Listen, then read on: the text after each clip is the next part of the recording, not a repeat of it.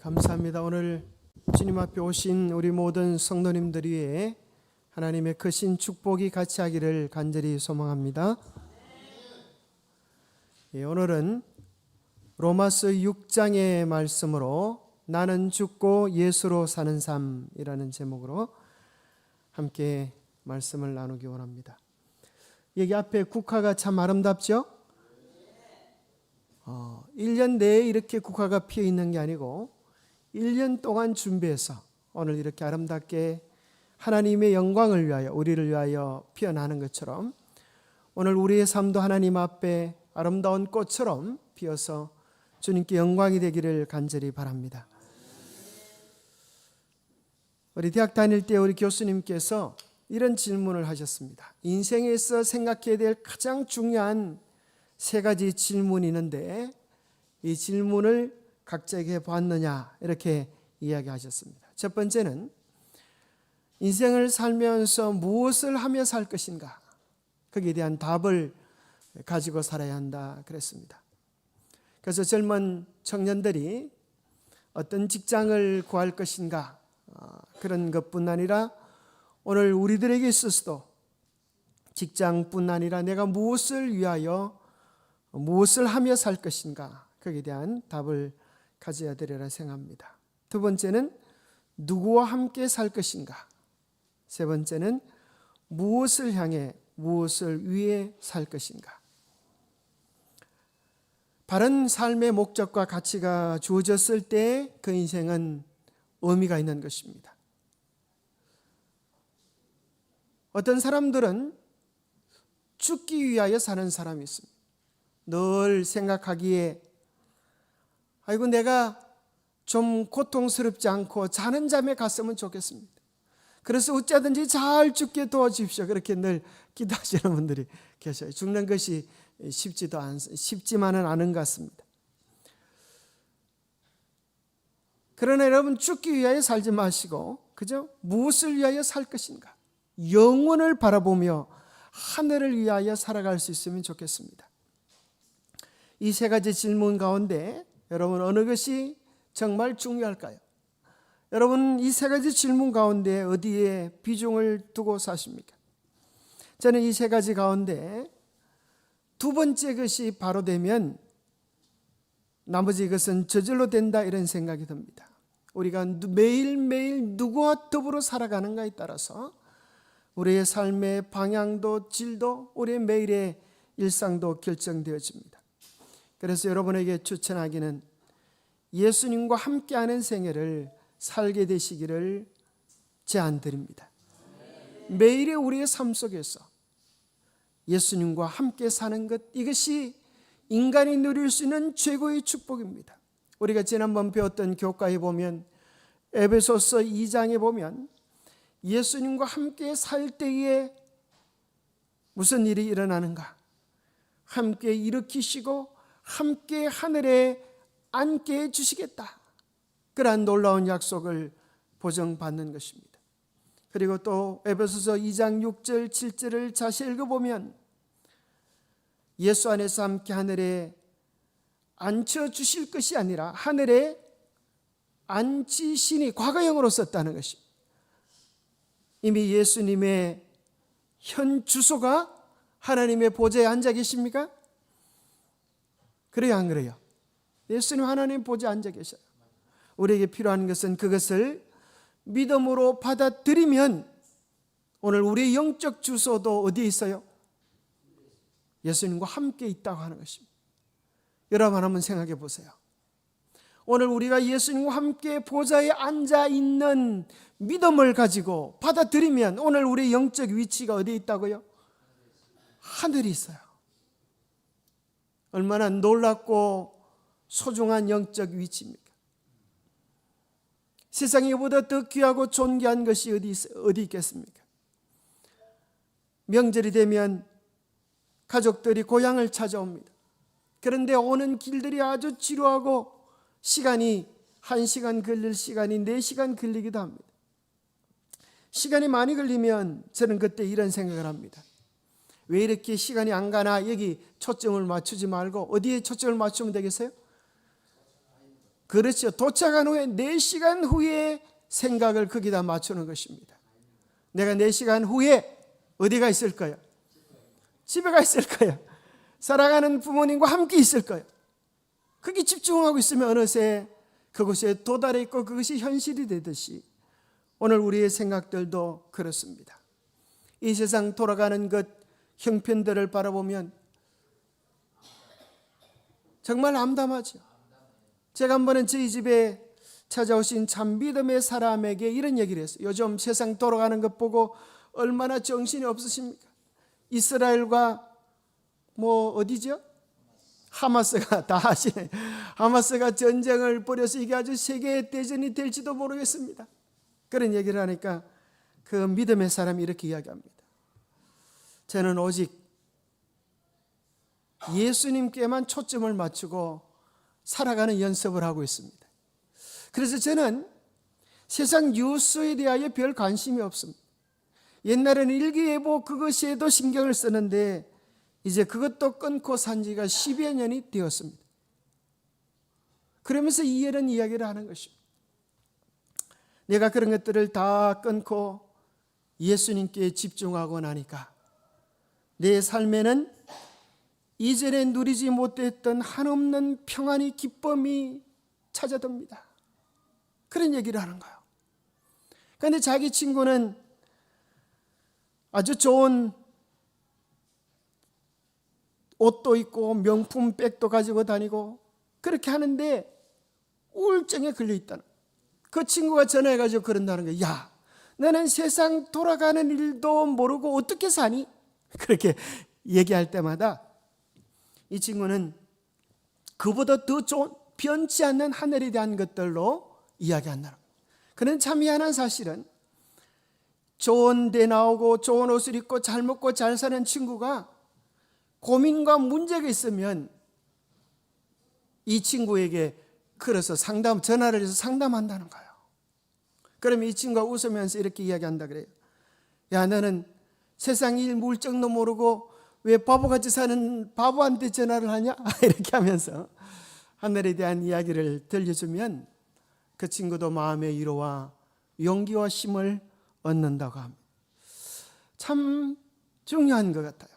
우리의 마음의 초점을, 시선을 어디에 맞추며 살아갈 것인가?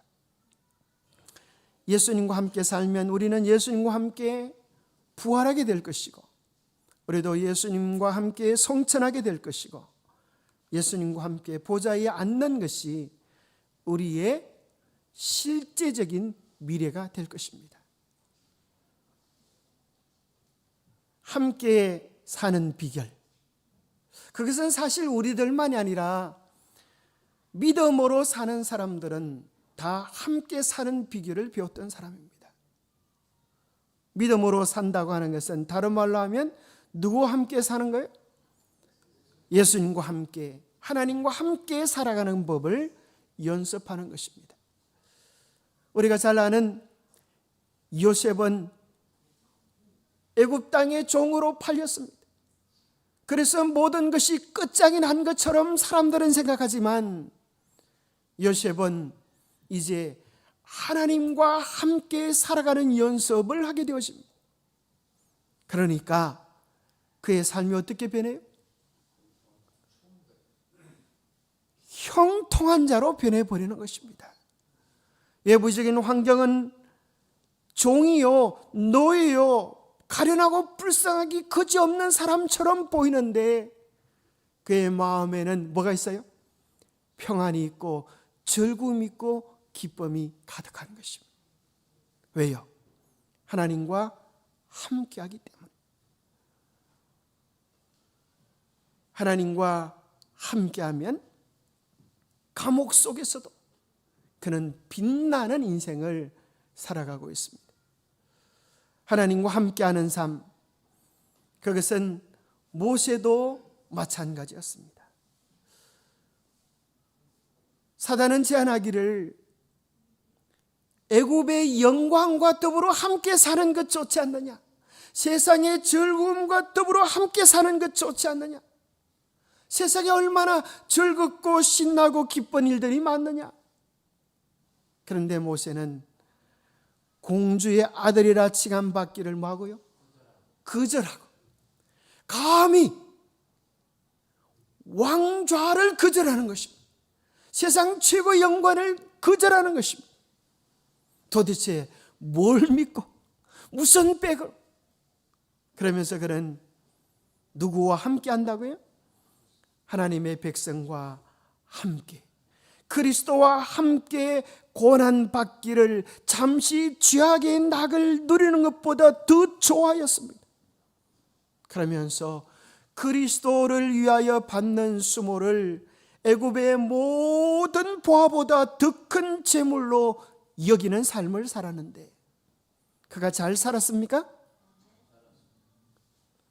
그가 하마터면 이렇게 될 뻔했습니다.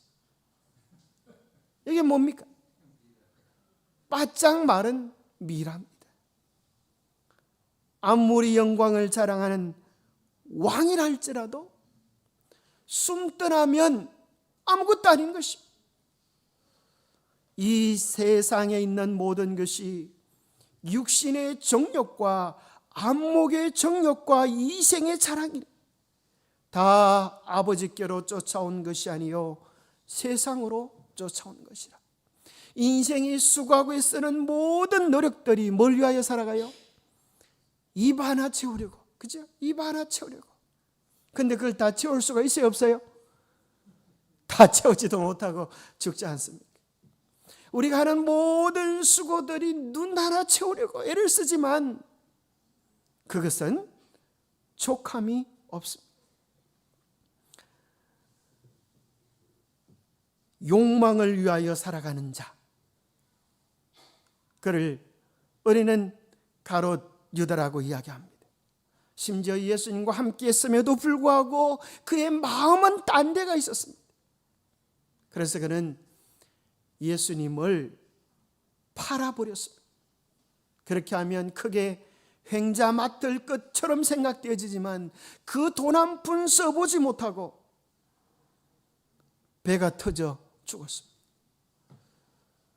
먹지도 못하고 배가 터져 죽었습니다. 예수님은 그의 삶에 대하여 이야기하기를 그 사람은 차라리 나지 아니하였더라면 제게 좋을 뻔하였느니라. 여러분, 우리가 살아도 이런 삶을 살아서는 되지 않겠습니까?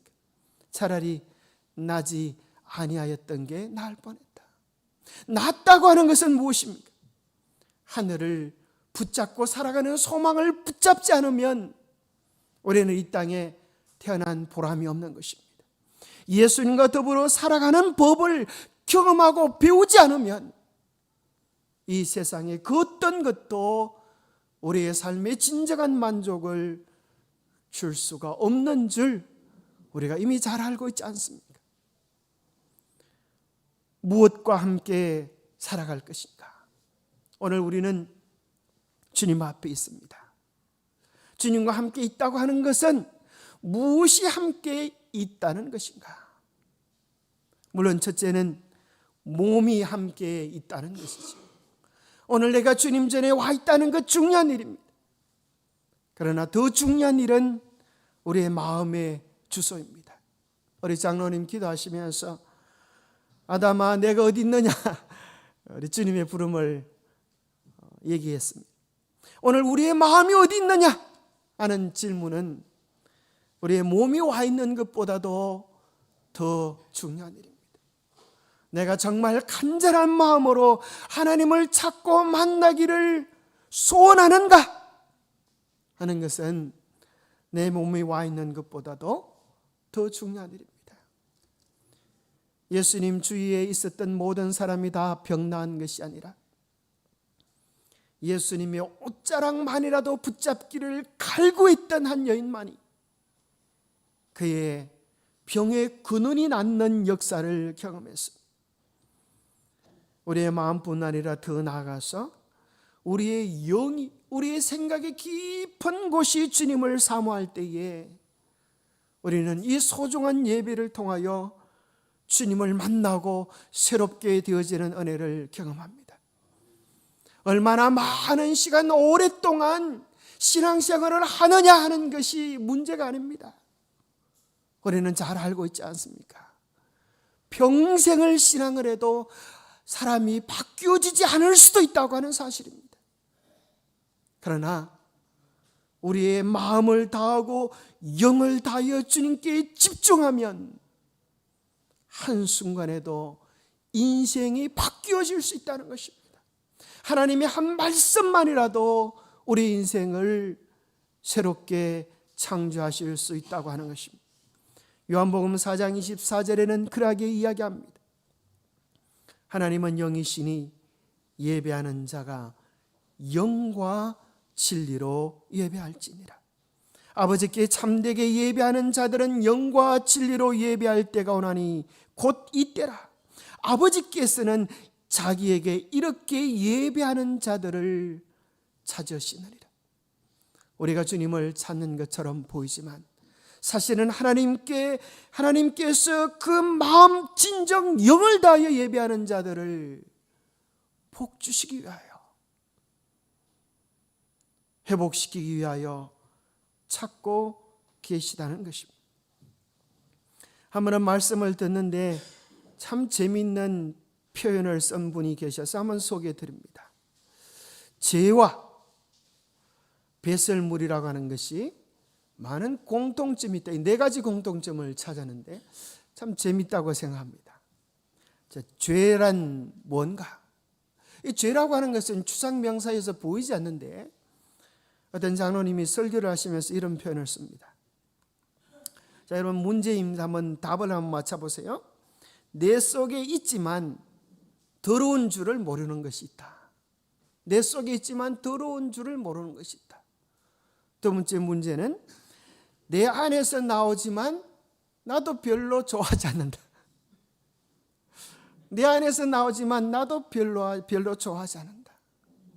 그것을 내놓지 않으면 고통스럽고 힘든 일이 벌어진다. 그럼 그게 뭐 같아요? 참 말도 잘한 것 같아요. 어떻게 이렇게 비유를 참 잘했는지. 마지막으로 뭔가 하면 아무리 깨끗하고 좋은 것을 먹어도 결국은 내 안에서 그것으로 만들어져 버리고 만다. 그게 뭐예요? 한 글자로는, 세 글자로는 배설물이다. 이렇게. 또 다른 말로 하면 죄라는 것입니다. 그렇죠? 우리 안에 있을 때는 더러운 것인 줄 모르는데 그것이 우리의 언어로, 우리의 표정으로, 우리의 몸짓으로 나타나면 그제서 우리는 깨닫게 됩니다. 참 냄새 난단 말이죠. 참 불편하단 말이죠. 어떤 사람은 시원하다고 방귀를 아주 시원하게 끼지만 주변에 있는 사람들은 이게 뭔 냄새야, 이게 뭔 냄새야. 그걸 좋아할 사람들이 아무도 없어. 근데 참 우리는 구조적으로도 죄인인 게, 물이 마시는 걸 먹고도 결국에는 뭘 만들어내요? 제주도 좋아요. 아무리 맛있고 깨끗한 걸 먹고도 뭘 만들어내요? 죄를 만들어내는 죄인들이. 그래서 사실은 우리 몸속에 대장이 있는데 뭐가 대장일까요? 머리가 대장이 돼야 되는데 때로는 대장이 되면 큰일 납니다. 이게 뭔 소리인지 아시겠어요? 대장이 되면. 그것을 빌립보서 3장 19절에 보면 그 대장을 이야기하기를 자기네 뱃속이다. 현대인의 성경에는 육체의 욕망이다 그랬습니다. 사실 그것은 우리 안에 있어요. 우리 안에서 달라고 하고 뻐기고 그죠? 자랑하고. 그런데 그것을 알고 나니까, 하나님 안에서 보니까, 영적으로 보니까 사도 바울은 그걸 뭐라 그래요? 배설물이다 그래. 배설물이다. 그것은 수치스러운 일이다. 창피한 일이다. 그런데 거듭나지 못했을 때에 하나님 안에 있지 못했을 때는 뭘 자랑한다고요? 자기의 것들을 자랑하는 거예요. 뻑이고 폼재고 뻥치고. 요즘 뻥이 대단하더만요. 그죠? 뻥. 여러분 뻥 아세요? 뻥? 어깨에도 뻥이 들어가고. 요즘 옷마다 뻥이 있어요. 엉덩이도 뻥을 넣고 다양한 신체 부위마다, 그죠? 폼지고 싶은 곳에 뻥 치는 곳이 많죠. 얼마 전 뉴스에 보니까 또 어떤 분이 뻥을 얼마나 쳤는지, 그죠? 그 뉴스 보셨죠? 청조 씨인가, 그죠? 얼마나 뻥을 많이 쳤는지. 아주 몇 조 부자로 뻥을 쳐서 우리나라 최고의 선수를 이렇게 꼬시는 그런 내용도 뉴스에 나왔습니다. 드러나고 나니까 아무것도 아닌 것이, 그죠? 얼마나 뻥을 치고 자랑하고 그 품을 만들어내는지, 결국은 하나님 앞에 불거벗은 모습으로 서게 될 뿐인 것입니다. 우리가 지난 5장에서는 더 넘치는 은혜, 우리가 죄로 말미암아 죽게 되어졌지만 하나님의 은혜는 그것보다 더 크다. 그래서 로마서 5장 20절에 보면 참 놀랍게도 죄가 더한 곳에 뭐가 더 넘쳐요? 은혜가 더 넘쳤나니. 그런 말씀을 하니까 로마서 6장에는 뭐라고 시작이 되는가 하면 이렇게 말합니다. 그런즉 우리가 무슨 말하리요? 은혜를 더하게 하려고 죄에 거하겠느뇨? 이게 무슨 말인가 하면 조금 용서받은 사람보다 큰 용서를 받은 사람이 마음의 사랑이 더 많이 넘칠까요? 그러니까 무슨 생각하는가 하면 옳지, 은혜를 더 많이 받으려면 뭘 더 많이 해야 되겠다? 죄를 더 많이 지어야 되겠다. 그렇게 말씀을 왜곡시키는 사람도 있다는 거예요. 똑같은 말씀을 듣지만 어떤 사람은 죄가 더한 것에 은혜가 더하다고 하니 하나님 제게 주신 은혜가 너무나 크고 감사하고 놀랍습니다. 노래하는 반면에 어떤 사람은 내가 은혜를 더 많이 받으려면 죄를 살짝 더 많이 지어도 괜찮나? 내가 저를 좀 더 지어도 하나님은 은혜이시기 때문에 더 봐주실까? 그런 생각을 하는 마음을 보고 바울은 이야기하기를 우리가 무슨 말을 더하겠습니까? 은혜를 더하게 하려고 계속 죄를 지어야 하겠습니까? 그러면서 뭐라고 말하는가 하면 그럴 수 없느니라. 결코 그럴 수 없습니다. 죄에 대하여 죽은 우리가 어찌 그 가운데 더 살겠습니까? 이미 죄에 대하여 죽은 우리가 어떻게 죄 가운데 그대로 살 수 있겠습니까? 여러분은 죄에 대하여 죽은 자입니까? 살은 자입니까? 대답이 신통치 않은 것 같아요. 죽었습니까? 살았습니까?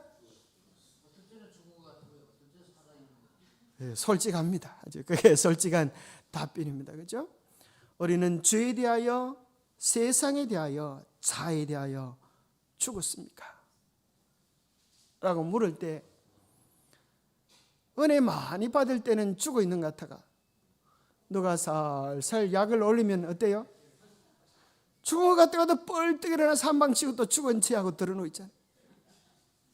죽은 거예요? 살은 거예요? 죽었는지 살았는지는 뭐에 보면 알아요? 약을 올려보면 압니다. 자꾸 건드려 봐야 되지. 건드려 보기 전에는 죽었는지 살았는지 몰라요. 그래서 여러분 주위에 여러분을 건드리는 사람이 많습니까? 그러면 감사하시게 되기를 바랍니다. 저 사람 때문에 내가 아직 덜 죽었다고 하는 사실을 하나님께서 깨닫게 해주시네. 감사하시기 바랍니다. 저 사람이 없었다면 내가 죽은 줄 착각하고 살았을 터인데 저 사람 때문에 내가 더 죽어야 된다는 사실을 깨닫게 해주셔서 감사합니다. 사실 우리는 죽었습니다. 언제 죽었지요? 오늘 로마서 6장에 보면 예수님과 함께 죽었다는 거예요.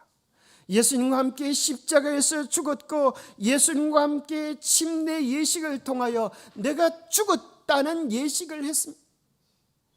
무릇 예수 그리스도 예수와 합하여 침례를 받은 우리는 그의 죽으심과 합하여 침례받은 줄을 알지 못하느냐. 우리는 침례를 통하여 이미 우리의 장례식을 경험한 것입니다. 그런데도 살아있으면 이제 반칙하는 것입니다. 죽은 자라고 하는 사실을 인식해야 합니다.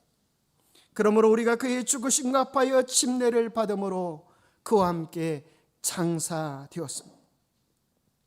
그것을 인정하고 받아들이고 믿을 때에 죽은 자 가운데서 살리심같이 우리로 또한 새 생명 가운데서 행하는 역사가 일어나게 될 것입니다. 사실 우리의 모든 번뇌와 고민과 염려, 빚덩이들은 뭐 하면 끝이 나요? 죽으면 다 끝나는 것입니다. 우리나라 대통령이 하도 복잡하고 어려운 문제로 시달리니까 그 무슨 화살들이 가족들에게도 돌아갈 것 같으니까 자기가 책임을 지고 높은 곳에서 떨어져서 자기가 죽는 것입니다. 죽고 나니까 모든 것이 끝이 나버리고 맙니다. 죽으면 모든 것이 끝이 나는 것입니다. 더 이상 먹고 살 걱정도 필요 없고 자존심 자랑할 필요도 없는 것입니다. 우리가 육신적으로 죽는다고 하는 것을 이야기하는 것은 아니죠. 우리의 옛사람이 죽는 것입니다. 침례는 가장 엄숙하게 세상을 버리는 일입니다. 그리스도인의 생애를 시작하면서 아버지와 아들과 성령의 거룩한 이름을 의지하여 우리는 죽음의 예식을 치른 사람들입니다. 그래서 누군가 우리를 약 올리고 죽은 옛사람을 불러 일으킬 때에 우리는 다시 한번 우리가 죄에 대하여 죽은 자라고 하는 사실을 선언할 수 있게 되기를 바랍니다. 무엇이 죽었다는 말인가? 여기서 우리가 많은 사람들이 생각합니다. 몸이 죽었다는 말이 아니에요. 몸이 죽었으면 지금 여러분 다 어디 가 계셔야 돼요? 공동묘지에 가 계셔야지. 그러나 여기서 몸이 죽었다는 것이 아니라 옛사람이 죽었다는 것입니다. 우리가 알거니와 우리 옛사람이 예수와 함께 십자가에 못 박힌 것은 죄의 몸이 죽어 다시는 우리가 죄에게 종노릇하지 아니하게 하려 함이니 이는 죽은 자가 죄에서 벗어나 의롭다 하심을 얻었습니다. 그래서 우리가 죽은 것은 몸이 죽은 것이 아니라 옛사람이 죽었다고 하는 사실을 이야기합니다. 여기 죽었다고 하는 것은 우리의 마음속에 죄에 대한 욕망들이, 생각들이 다 끝이 났다고 이야기하는 것을 얘기하는 것은 아닙니다. 우리 속에 여전히 죄에 대한 끌림이 있습니까? 우리 속에 여전히 자존심이 남아 있습니까? 여전히 우리 속에 있습니다. 그럼에도 불구하고 뭐 하지 않은 거예요? 죄에게 종노릇하지 않은 것입니다. 죄에 지배당하지 않은 것입니다. 왜냐하면 우리는 이미 죽은 자로 여기면서 우리의 육신의 소욕을 따르지 아니하고 성령의 도우심 안에서 성령의 인도하심을 따라 살아가는 사람들이 되기로 작정했기 때문입니다. 그래서 이제 우리는 사도 바울은 권면하기를 이렇게 이야기합니다. 이와 같이 너희도 너희 자신을 죄에 대하여는 죽은 자요 그리스도 예수 안에서 하나님에 대하여는 살아있는 자로 뭐 할지어다? 여길지어다 라는 것입니다. 너희들 그렇게 잘 여겨지지 않아? 그러나 그것을 받아들이고 믿고 주장하라는 것입니다. 자, 여러분이 죄에 대하여 죽었다고 하는 것이 잘 여겨지지 않죠. 마치 그건 뭐와 같은가 하면 고아원에 있다가 이제 입양하여서 그 집의 자식이 되면 거기 계신 분이 부모님으로 쉽게 여겨질까요? 그렇지 않아요. 그죠? 아빠 부르고 싶지만, 엄마 부르고 싶지만 잘 여겨지지 않아요. 목구멍까지 소리가 올라가 하더라도 이게 잘 안 돼. 불러도 안 돼. 그렇죠. 그런데 얼마가 지나고 나면, 한 달이 지나고 1년이 지나고 어머니의 사랑, 아버지의 사랑을 느끼면 그 속에서 자기도 모르게 엄마, 아빠 그러고 있는 자기의 모습을 발견하게 되어져요. 고아원에 있을 때는 어떤 친구가 이야기하기를, 기도할 때에, 밥 먹고 기도할 때, 밥 갖다 놓고 기도할 때에 손이 밥그릇을 붙잡는 거야. 어떤 놈이 뺏어간다는 거야. 눈 감고 기도하는 동안. 그런데 입양해서 있는 동안에도 기도 시간이 되면 손이 밥그릇으로 간다는 거야. 오랜 시간 동안 버리지 못했던 그 습관들이 여겨지고 믿어지고 받아들여질 때 드디어 실제적인 경험으로 되어지는 것입니다. 결혼도 마찬가지죠. 신랑 신부가 결혼했다고 해서 내가 결혼했다고 하는 것이 실감되어지지 않지. 그러나 시간이 지나고 나면 어느새 하나로 살아간다고 하는 것이 너무나 당연하듯이 이제 우리는 죄에 대한 유혹이 몰려올 때마다 우리는 이렇게 이야기하는 겁니다. 나는 죄에 대하여 죽은 자이다. 나는 이제 하나님에 대하여 산 자이다라고 믿고 주장하시고 그렇게 살게 되기를 바랍니다. 우리가 어떻게 받아들이냐, 어떻게 믿냐에 따라서 우리의 삶이 달라지게 될 것입니다. 어린아이들이 연극하는 데 보면 입는 배역이, 옷과 배역이 정해집니다. 똑같은 아이였지만 공주 옷을 입으면서 뭐가 돼요?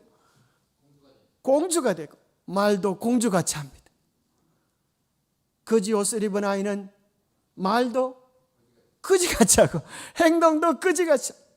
왜 그런가 하면 자기 맡은 배역이 그것이기 때문에 하나님은 오늘 우리에게 죄의 집이 되었던 거지 같은 옷을 벗어버리고 하늘 왕자의, 하늘 백성의 옷을 입혀주셨다고 하는 사실을 믿고 받아들이게 되기를 바랍니다.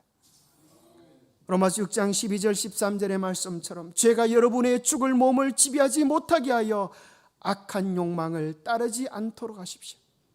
여러분은 몸의 어느 한 부분이라도 악의 도구가 되게 해서는 안 됩니다. 오히려 죽은 사람 가운데서 다시 살아난 사람처럼 여러분 자신을 하나님께 바치고 여러분의 몸을 정의의 도구로 하나님께 드리십시오. 이제는 우리가 죄의 지배당하는 삶이 아니라 하나님의 이름으로 자유롭게 되어진 새로운 삶을 살아가게 되기를 바랍니다. 우리의 삶에 자극이 올 때 이전에는 내 육체의 본능대로 반응하며 살았습니다. 이제는 자극과 반응 사이에 공간을 만들어야 합니다. 그리고 그 시간에 A, B, C를 믿어야 합니다. A, B, C. A는 에스크, B는 빌리버, C는 컨텐더 해서 그 짧은 시간이지만 이제는 내가 욕망대로 살 것이 아니라 첫 번째 하나님께 구하는 것입니다. 주님, 나를 도와주십시오. 아무리 짧은 시간이라 할지라도 우리의 기도를 주님은 들으시고 도와주실 것입니다. 그리고 믿으십시오. 이제는 하나님의 자녀임을 믿고 하나님 안에서 주어진 새로운 신분을 믿고 하나님의 약속을 주장하며 최선의 선택을 하며 살아갈 수 있게 되기를 바랍니다. 우리가 우리의 신분을 믿을 때에 우리의 삶이 바뀌어질 수 있습니다. 얼마 전에 한 재미있는 영상을 친구에게 받았습니다.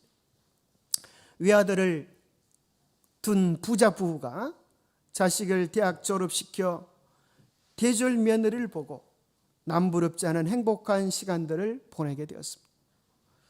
이 며느리도 처음엔 어떻게 하면 시어머니에게 잘 보일까지 애를 많이 쓰고 지성으로 섬기며 돌보다가 이 시어머니가 세대 차이가 나서 이거 저거 좀 얘야 이렇게 좀 했으면 좋겠다 이렇게 이야기를 하자 이 며느리가 이제 한 2년 지나고 나니까 보통 18개월이 사랑이 떨어지는 시기라 그래요.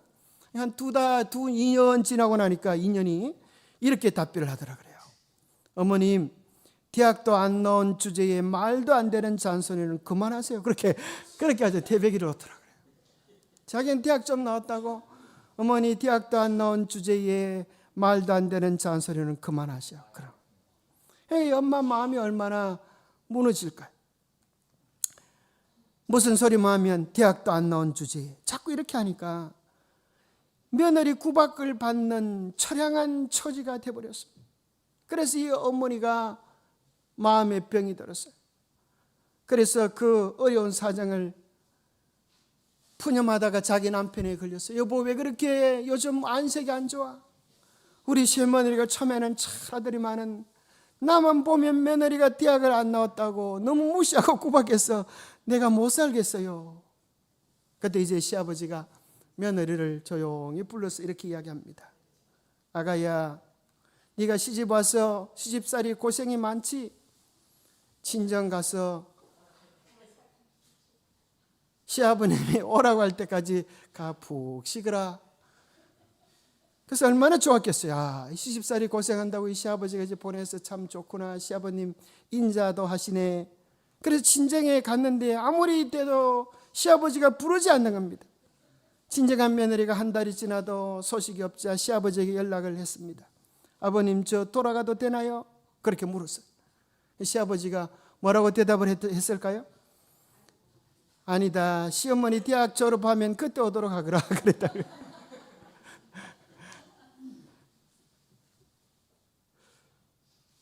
그죠? 자기 딴에는 실제 상황이 자기가 대학 나온 것도 사실이고 시어머니는 대학 안 나온 것도 사실이지만 자기가 안다고 하는 것, 있다고 하는 것, 폼내는 것이 시어머니의 마음을 아프게 할 수 있다고 하는 사실에 대해서는 생각지 않은 것입니다. 하늘에 가서는 쫓겨날 일이 없겠지만 하나님은 하늘에 가기 전에 우리의 마음들 속에 그렇게 있는 자존심과 허영들을 보고 계시는 것입니다.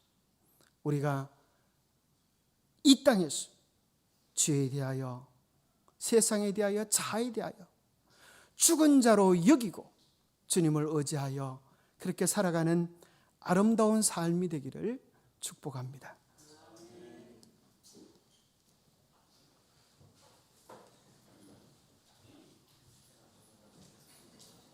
네, 다 함께 말씀을 기억하시면서 일어나셔서 344장 아침에 찬미 부르시겠습니다.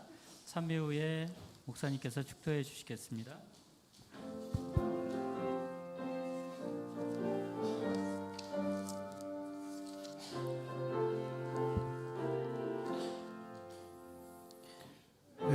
회개하고서 그 주를 내가 믿어 나의 생활이 다 변하여 내가 밟는 길 천국길 되리로다. 주의 올림빛 내 죄 씻었네. 나의 모든 것 변하고 비로 그 속감 받았네. 나의 하나님은 구원 되시도다. 내게 정죄함 없으라. 내가 변하여 완전한 사람 되어 주의 이름을 빛내도다. 나의 생애가 온전케 변한 것은 그리스도를 힘입음이라. 나의 모든 것 변하고 비로 그 속감 받았네. 나의 하나님은 구원 되시도다. 내게 정죄함 없으라. 주의 성령이 내 맘에 오시느니 주의 사랑 내 맘 가득해. 모든 두려움 주께서 물리시니 나의 소망이 하늘에 있네. 나의 모든 것 변하고 비록 속함 받았네. 나의 하나님은 구원 되시도다. 내게 정죄함 없으라. 하나님 아버지, 우리에게 귀중하고 놀라운 약속을 더해 주시니 감사합니다. 이제 우리의 매일의 삶 속에서 주님과 함께 살아가는 연습을 하게 도와주시옵소서. 때로 우리는 우리 속에 죄된 욕망을 가지고 있어서 우리는 너무 쉽게 너무 편하게 하는 우리의 행실들이 때로는 상대방의 마음에 가시와 아픔을 줄 때도 많이 있었습니다. 오 주님, 죄악된 우리를 용서해 주시고 이제 죄악된 우리, 교만한 우리, 허풍 떠는 우리는 십자가에 온전히 못 박게 하시고 이제 주님 안에서 예수님과 함께 새롭게 태어나게 도와주시옵소서. 나는 죽고 예수로 사는 삶을 살아갈 수 있도록 매 순간 우리의 마음을, 우리의 생각을, 우리의 언어를, 우리의 행실을 주님께 여쭙고 살아가게 도와주시옵소서. 이전에 옛사람을 벗어버리게 하시고 하나님의 자녀의 시옷을 입고 새로운 생애를 살아가는 우리 모두가 되도록 축복하여 주시옵기를 우리 주 예수 그리스도 이름 머지하여 간절히 간구하옵나이다.